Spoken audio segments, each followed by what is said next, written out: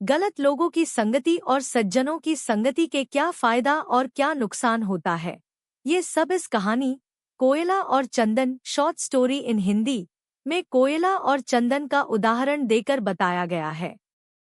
एक शिक्षक थे। शिक्षक स्वभाव के भी अच्छे थे और दयालु भी थे।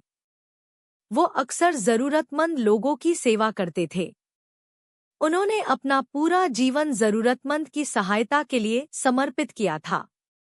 जब उनका अंतिम समय आया तो उन्होंने अपने बेटे को बुलाया और कहा, बेटा, मैंने अपना पूरा जीवन दुनिया को शिक्षा देने में गुजार दिया। अब अपने अंतिम समय में मैं तुम्हें कुछ जरूरी बातें बताना चाहता हूँ। तुम एक कोयला और चंदन का एक टुकड़ा उठा लाओ। बेटे को पहले तो यह अटपटा लगा, लेकिन उसने सोचा कि जब पिता का आदेश है तो यह सब लाना ही पड़ेगा। बेटे ने रसोई घर से कोयले का एक टुकड़ा उठाया। नसीब से घर में चंदन की एक छोटी लकड़ी भी मिल गई।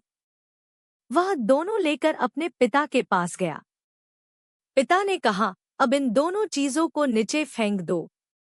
बेटे ने दोनों चीजें नीचे फेंक दी और हाथ धोने जाने लगा तो उसके पिताजी बोले, ठहरो बेटा, जरा अपना हाथ तो दिखाओ। फिर शिक्षक उसका कोयले वाला हाथ पकड़कर बोले, बेटा, देखा तुमने? कोयला पकड़ते ही हाथ काला हो गया, लेकिन उसे फेंक देने के बाद भी तुम्हारे हाथ में कालिख लगी रह गई। गलत लोगों की संगति इसी तरह होती है।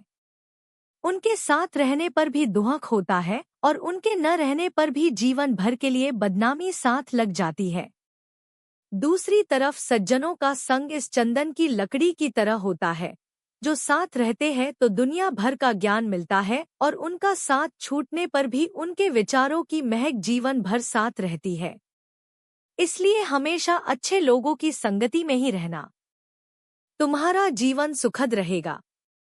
शिक्षक का बेटा उसके पिता की बात अच्छे से समझ गया।